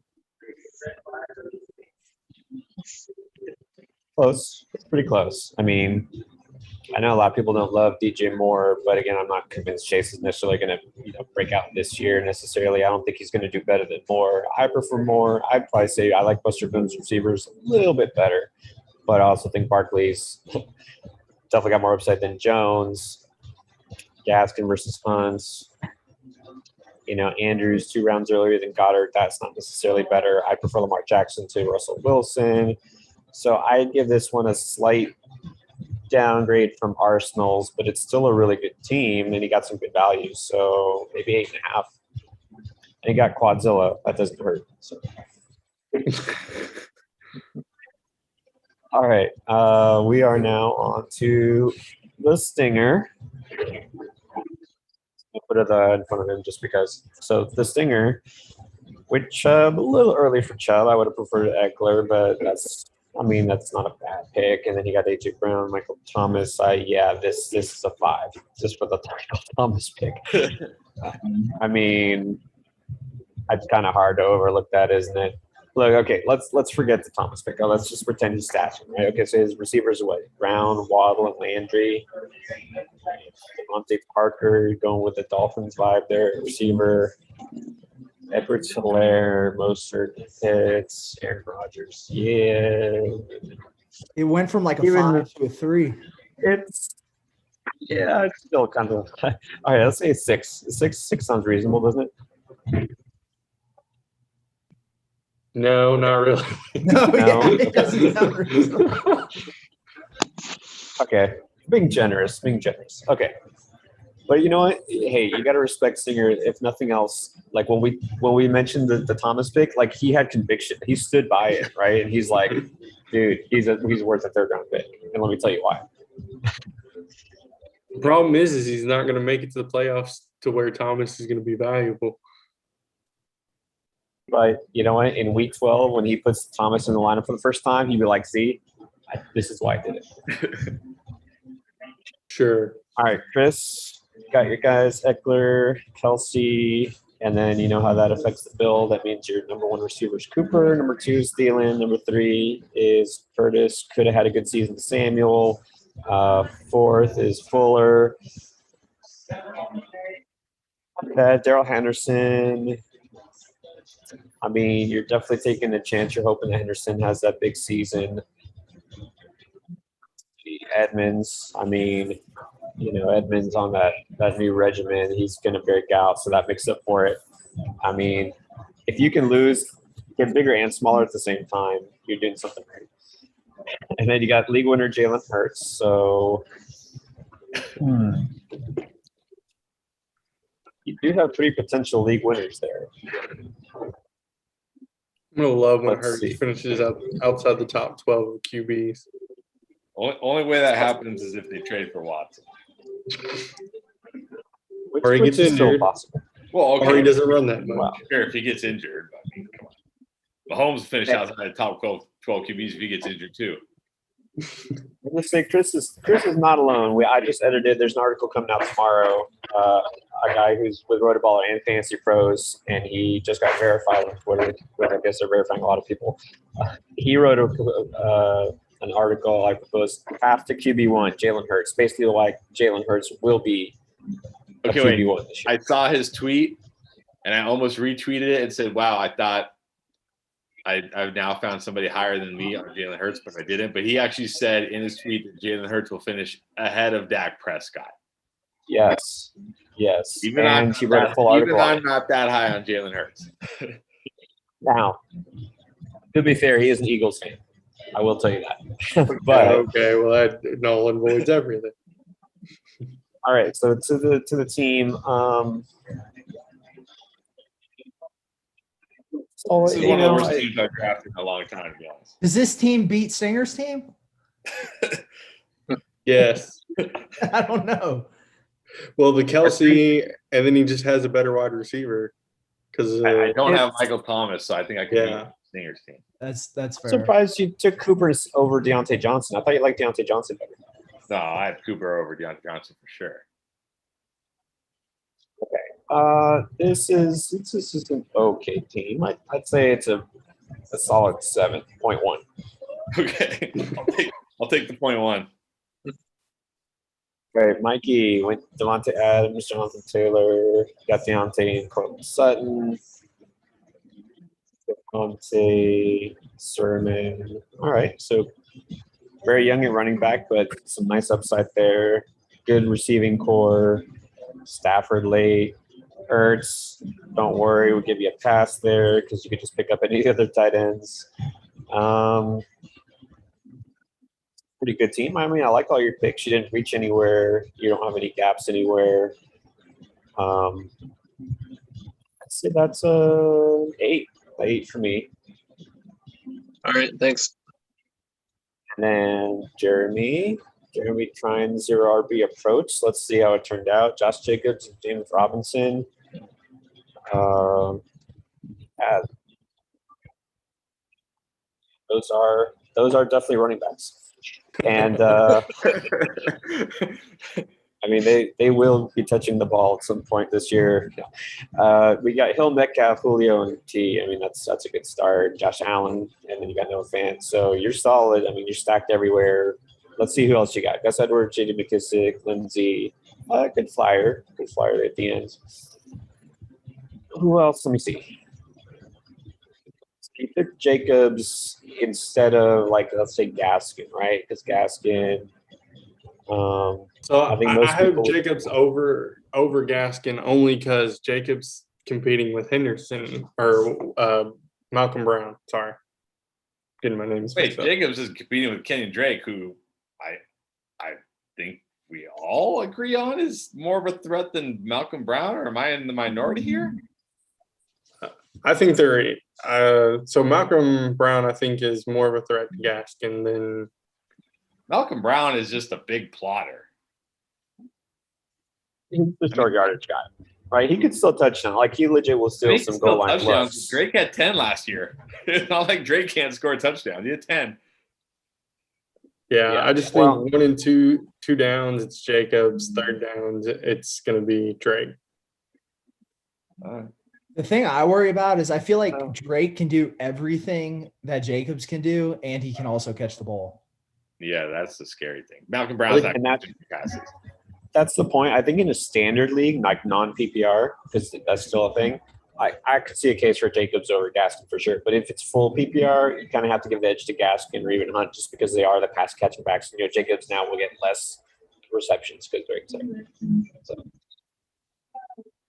Same thing with James Robinson. Like, those running backs are more valuable in standard than PPR. So that's why it's, like, I could see taking James Robinson over Damian Harris. That's fine because he doesn't catch the ball either.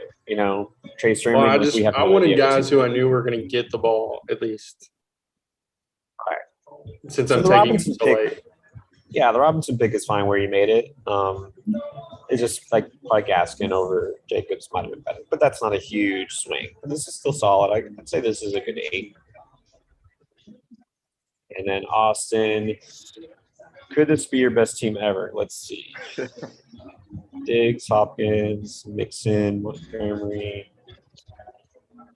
Juju. It's getting good. Boyd, Damian Harris getting better. Antonio Brown, Fournette, Gordon. He knew Pierre was great tonight, so he grabbed that Damian Harris in the 7th. Yeah, I know. Yeah, exactly. That was planned.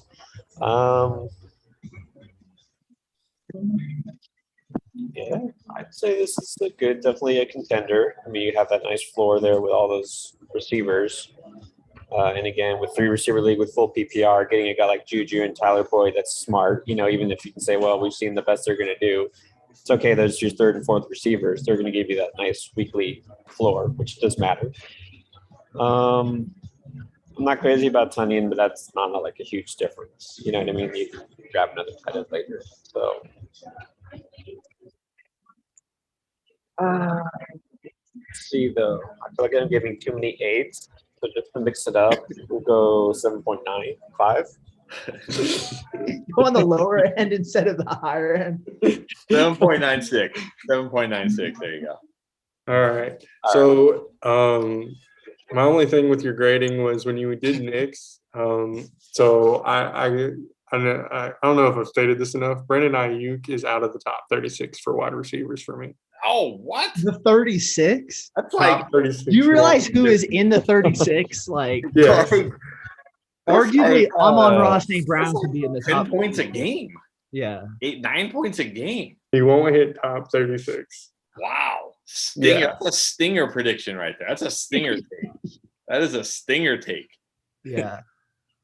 I wouldn't take Darnell Mooney over him, but yeah, well, I don't know. That's fine. I know you said this before, right? You like Samuel over Ayuk, and I mean that's fine. But look, did you see today that Jimmy Garoppolo is the starter, in week 1? But who knows? That doesn't necessarily matter because it could be 2 weeks later. And all right, we're moving to Lance. If they start 0-3, screw Jimmy Garoppolo. They're not going to start him again. So far, they've been saying one thing, but it seems like all their moves are saying another thing. So, They're saying what they have to say. yeah. So, but yeah, I'm off of Ayuk, especially if Kittle's back to 100%, Debo, and then I think when I looked up Ayuk's separation score, it just wasn't great. And Garoppolo will throw into traffic, but he's hesitant to do so. That's why he likes the bigger body receivers. That's why he likes Kittle so much. And so Ayuk, I'm just off. And a lot of Ayuk's games, his good games were with Mullins, right? Because Mullins, he doesn't care. He'll throw it into anywhere. But I do agree with that. I think Ayuk might start slow with Garoppolo, but I don't think it's going to be too long before we see Lance. So I know. I can see. That's why I Smith. was like, I'm going to say now, Ayuk is out of the top 36 for wide receivers. All right. Would you go Henry Ruggs over Ayuk?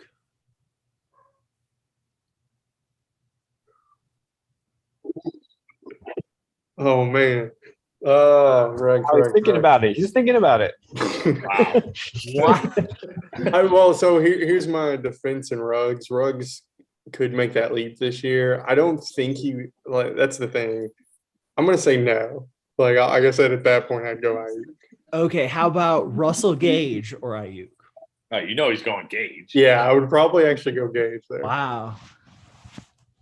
That's why I'm off of Ayuk. But when people take him in the fourth, I'm just like. Yeah, I was just trying to gauge how off you were, but that kind of tells me. That's pretty low. Yeah, that's pretty low. Outside the top 36, that's if you play all 16 games, you almost finish inside the top 36 by default. What did he finish last year? Well, he didn't play all 16 games, that's for sure. Well, yeah, I don't even think he played all 16 games, but you finish. Well, first of all, points per game or what? Your 36 last year was Marquise Brown. If you're curious, he was in PPR. He was the 35th receiver. Yes, he was inside the top 36 last year and only played 12 games. So, are you talking total though? Yeah. That's going to be tough for him. Because again, you look at totals, he didn't play several games. That's like what I was saying with Godwin, right? He only missed those 2 games. He missed 3. He played 12. Godwin was wide receiver 15. Ayuk was wide receiver 18 in points per game. Yeah, in points. Ahead of Robert Woods, ahead of Terry McLaurin. Yeah, it's going to be tough for him to finish outside the wide receiver 36, but that's a bold prediction. So, Yeah. Wait, Jeremy, do you still prefer Jarvis Landry over Chris Godwin? Oh my gosh, people ask me that. In what round? Yes.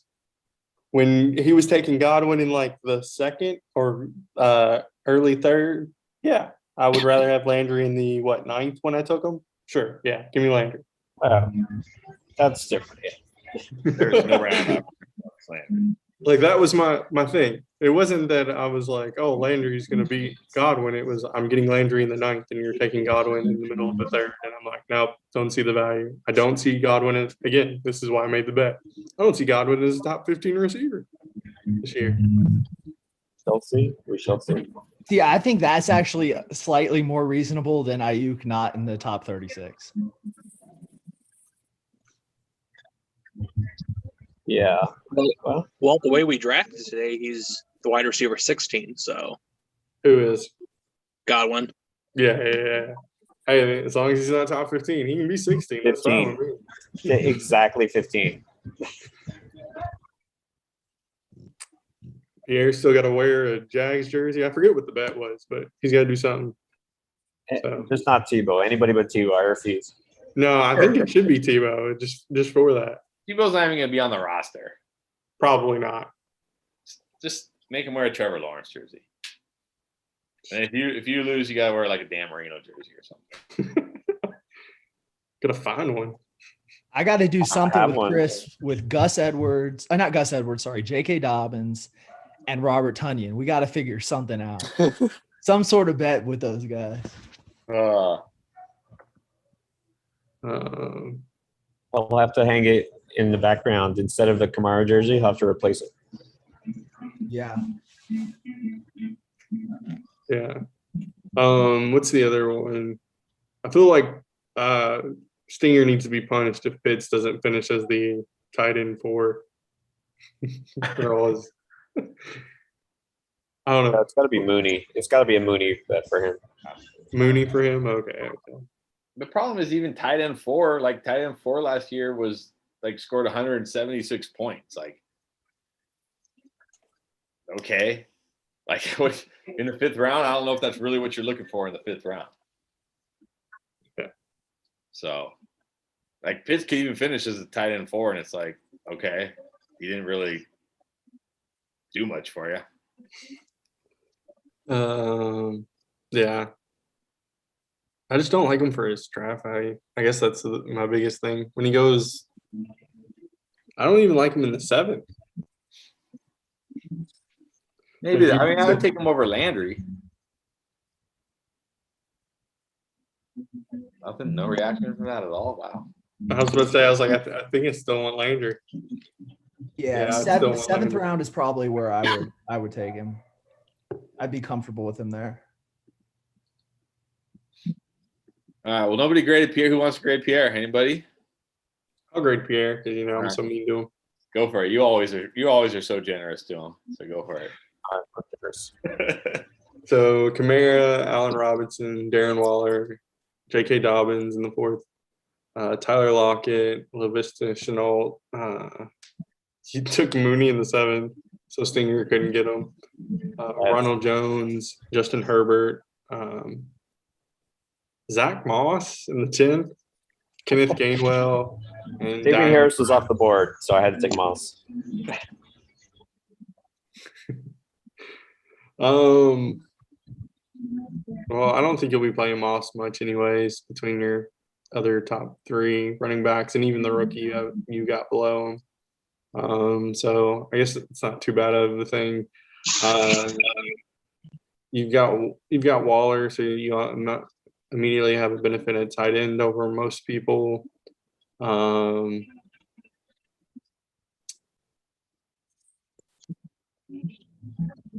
So hold on, 2 running backs. Are you flexing Mooney? Is that the? Probably. Weird. Yeah, I don't know. Especially with Robinson, like I think Robinson and Chenault are great because they'll at least you give it a nice floor. Tyler Lockett, your boom bust player, but your flex play is either Mooney, Ronald Jones. That's the thing I guess I just don't like. You do have Herbert, so you have a benefit in some places. So I'm gonna give this I'm gonna give it a 7.75. I was hoping for a 7.98 just so I could edge Austin. I think Pierre started a new trend where people are going to be grading like, okay, this is an 8.23. Yes. This is 8.713.571. Yeah, I want someone to get a grade of pi, which is 3.1452 infinite. I think that was I'm not gonna say anything. So Stinger's pick of Michael Thomas was pi. Yeah. True. Infinitely bad. So I want to hear your guys' opinion on Tyler Lockett, especially I feel like everyone's super high on him. And I'm like, if it weren't for that 53-point game last year. Okay, this is what happens every year. People draft Tyler Lockett. He kills him for a bunch of weeks, but he wins like 3 or 4 huge weeks, kills him the rest of the time. They say, I never draft Tyler Lockett again. And then the offseason goes on. People start thinking, Tyler Lockett's a good player. Maybe he can be a little more consistent this year. Maybe he can get it done. And then he does the same thing and they never draft Tyler Lockett. I'm telling you, it happens every year. Like I see people tweeting out like, oh, him and DK Metcalf had like the same targets. Him and DK Metcalf had like the same fantasy points. I'm like, yeah, but the way they scored them was significantly different. People are like I'm okay with Tyler Lockett in the 5th. But people are like, oh, I'd rather draft Tyler Lockett in the 4th than DK Metcalf in the 2nd. And I'm like, do you understand like the difference between the two? Yeah. Well, people are like, he's easily like a low end wide receiver 1, wide receiver 2, and I'm like, no. Well, he is. He finished Over the season, maybe, but yeah, not on the season. That's the thing. That's what I'm saying. Like he on the season, but he's not like, not week to week like that. Yeah. Yeah, I'm like, this guy loses you more games than he might win you. And I was like, and that's where I'm like, nah. Yeah. So it happens every year. It happens. Like people are like, I'm done with Tyler Lockett, and then it's like they forget and they start getting back on Tyler Lockett. So. I like him as the big boom bust. So if I have two safe wide receivers, and I'm looking at my team and I'm like, I have no one who's going to boom or bust. That's when I like Tyler Lockett. I'm like, yeah, I'm fine with him as like a wide receiver 3, and where it's like, he give me those boom weeks, and if he doesn't boom, it's fine because, like you said, I should have 2. So I don't even mind that Pierre took him there because he had Waller. So at least he has the tight end, he has the Robinson, and so now he's got Lockett as a big boom bust. Now he either needs to go for either just a safety or another big boom bust, or like he has the flexibility to move around and do what he needs to do. And so that's why I was like, I don't mind the Lockett pick right there. I'm hearing a lot of people say he's a low end wide receiver 1 / wide receiver 2, and I'm like, no, he's not. It's like, I was like, maybe for like 4 games he's a wide receiver 1, but you have to guess those games, and they're not guessable. For me, it's like that. Like I would rather just let someone else take the chance on him. Because I don't want to. I go through enough stress setting my lineup every week. I don't want to deal with trying to guess when he's gonna blow up. Yeah, that's why you got to play best ball. Yeah, yeah. Perfect reason to play. I was gonna say the only thing I think I know about best ball is that you most definitely should draft Tyler Lockett. Yeah, he's a good play. Unfortunately, the draft I'm in right now. Calvin Ridley just got auto-picked right in front of me, so that was kind of brutal. Oh, is that the one where you took Saquon? It is the one I took Saquon. We're only midway through the 2nd round because we've had 2 autos today. Dang. So. yeah, I need to get into some more best ball drafts. That way I'm ready for ours whenever it does eventually start. Yeah, I was kind of hopeful, because people are, it's just like a $5 league, but I was kind of hoping that, people put their money in, they wouldn't auto, but they still auto. Yeah, people still You'd be auto. surprised. I auto sometimes. I autoed like Tyrod Taylor as my 4th QB in one draft, and I'm just like, oh god. Yeah, but that's like at late the in the end. draft at least. It's not in the 2nd round. Yeah, but 4 QBs, you might as well just not even finish. You're done. Yeah. Like you're done. I mean, yeah, I have a chance, of course. You never know, but it's like your chances go way down with 4 QBs. Now, so I'm probably not going to get any of the top 3 tight ends. Should I look to draft 3 total tight ends in, or? I do. If I don't get one of the big 3, I just draft 3. Even if I get TJ Hawkinson, I still take 3. Any more advice in terms of drafting, like what you look to do in terms of roster construction? I'm assuming you take no less than 2 QBs. You have to take 2 QBs at least for the bye week. Yeah. I was So thinking more like like 3 3. QBs probably. Yeah. Taking 3 QBs is okay, but it's not necessary. It doesn't necessarily help your chances of winning, and in fact, a lot of times it hurts. But don't ever take a 4th quarterback because that's just wastes the spot. You're much better off going for another running back. So it depends how heavy you go early. Like if you draft running backs early, you know what I mean? Then you can go shorter on them, get 5, maybe 6 running backs, and then just load up on receivers. Or you can wait and you can kind of load up and get 6 to 7 running backs and 6 to 7 receivers, depending on how you go elsewhere. But you only want to take 2 quarterbacks or 3 if you waited like real late on quarterback, and then tight ends. If you take one of the big 3 early, like I said, you only take 1 more tight end, but if not, you're probably best taking 3 tight ends. And if you do play in a league that has defenses, it's actually better to take 3 defenses than just 2. Yeah, it's on underdog, so there's no defense. Underdog doesn't do defense. So I got Saquon at the 7, and then at the 2-4. I thought you were gonna go running back. I was really thinking about it. Aaron Jones was still available at the 2-4. And you didn't take him? Who'd you take? I went D-Hop. I mean, D-Hop's fine. I just know from a lot of the research I've seen with underdog, because it's half PPR, most winning teams start running back, and then they spend like the next 4 to 5 rounds going wide receivers. Yeah. But it's okay. Jones went right afterwards too. He went like the next pick, which was kind of frustrating. Of course. Aaron Jones, the 2-5 is like ridiculous. Yeah. And Najee was still available. I could have gone Najee too. Nah, it's Aaron Jones over Najee. Jones was the pick there. I regretted it pretty much as soon as I hit it. Yeah, but it's all right. It's all right. Now I'd probably just go like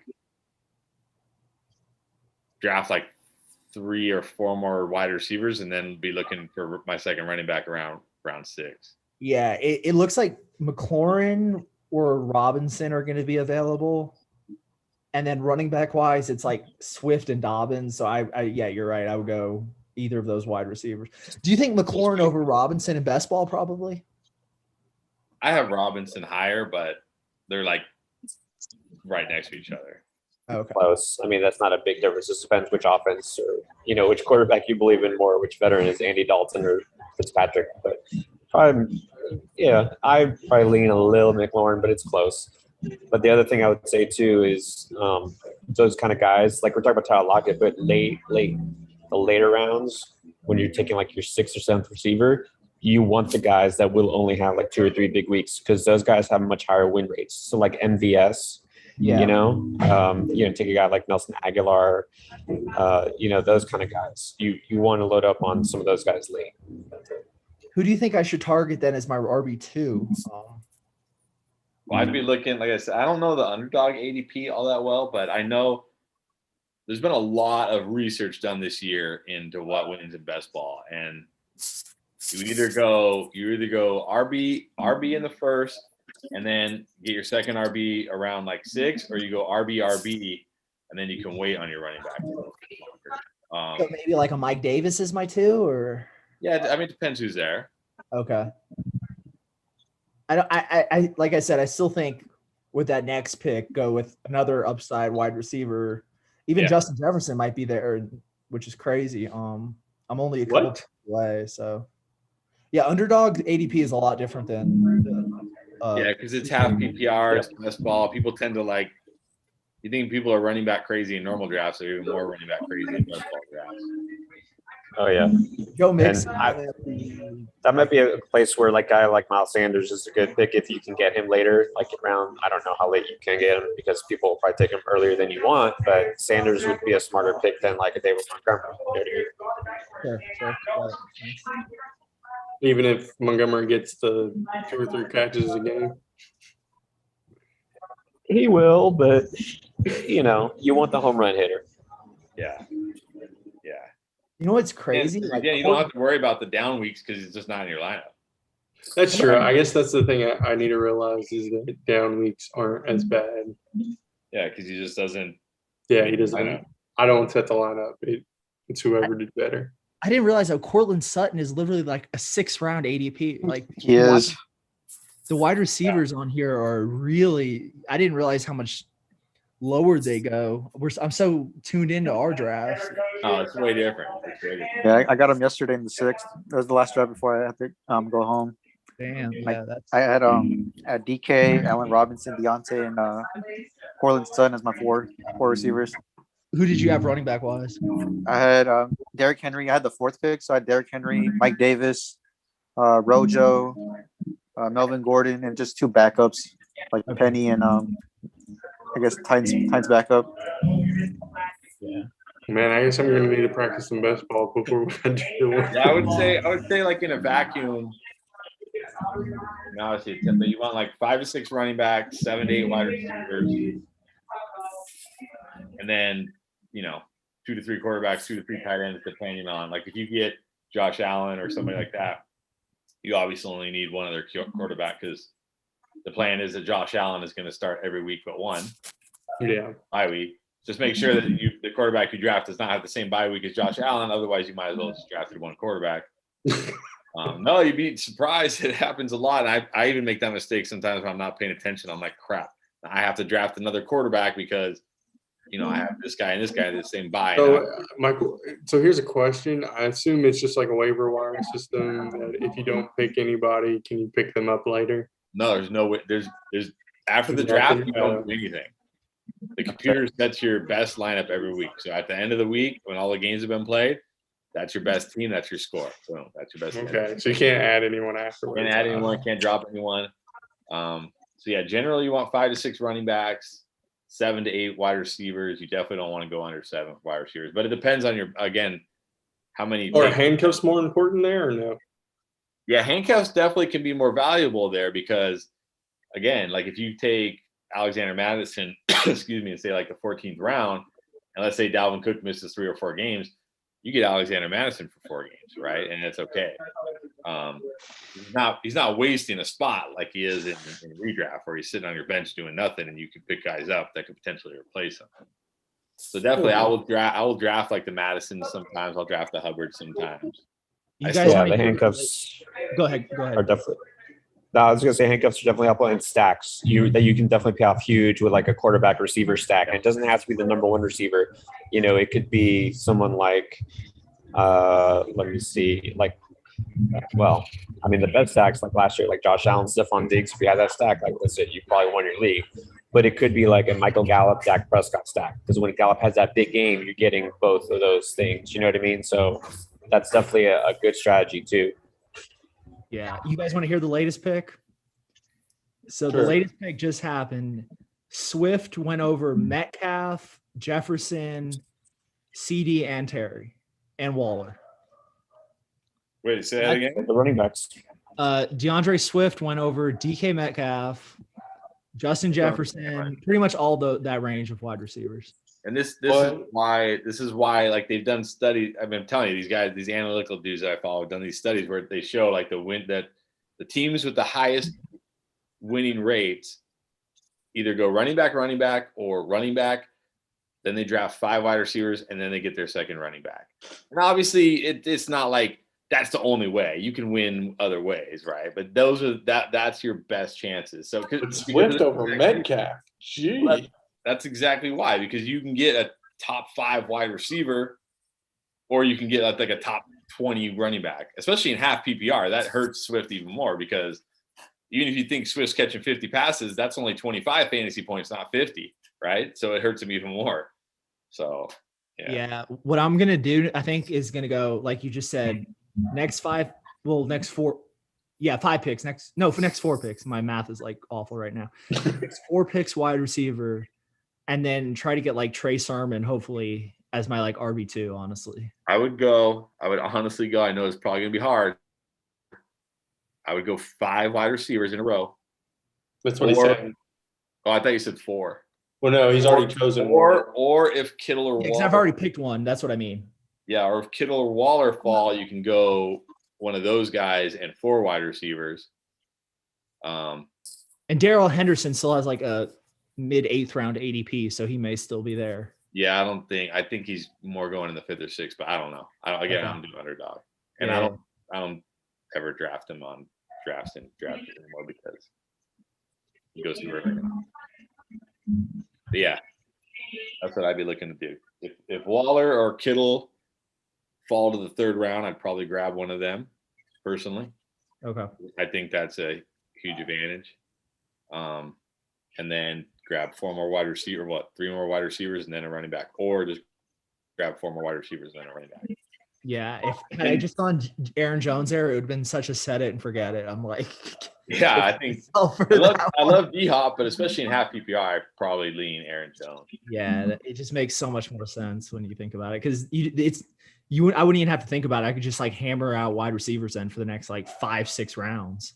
Yeah, and then think about if you don't get tight end, a QB, I usually like to grab QB. Like if I don't get one of the elite tight end or QBs, I like to grab one of like guys in the Hurts, Rodgers, Stafford, Brady kind of range.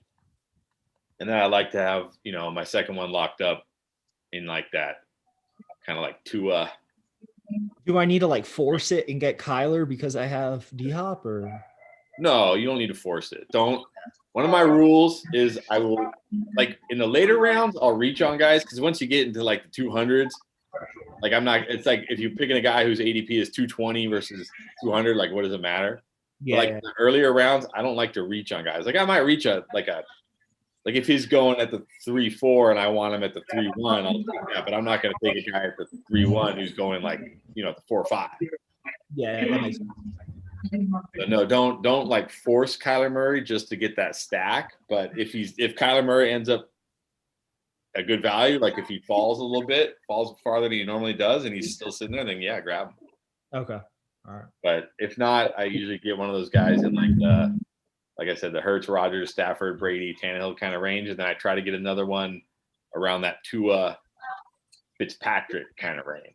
That's my QB2.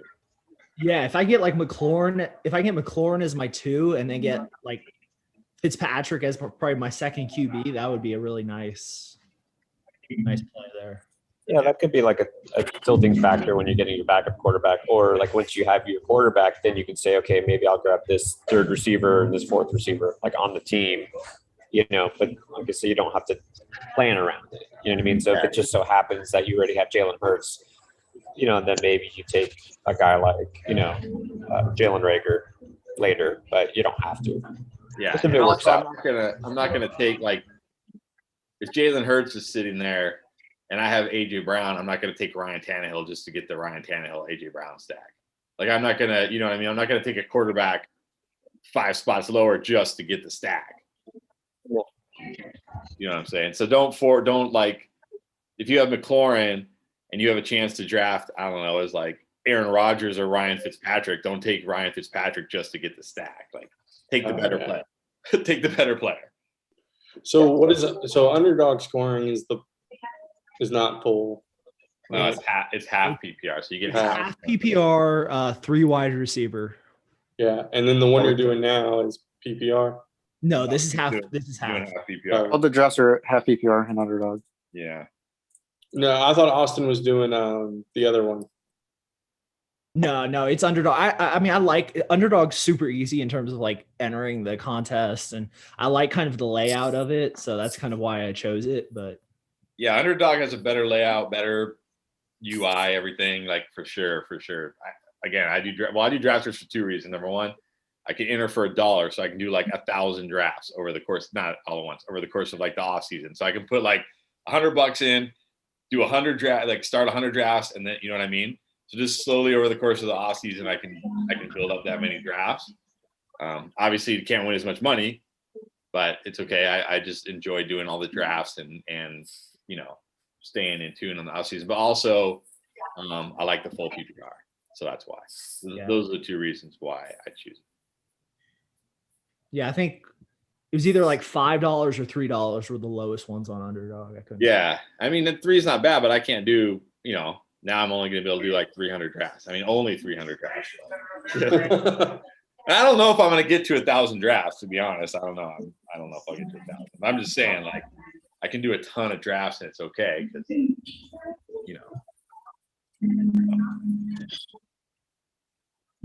All right, guys. Well, good. I'm glad some of you are getting more into best ball. I'm glad it's without a doubt my favorite. Like I hardly play. Like I'm going to have our dynasty league.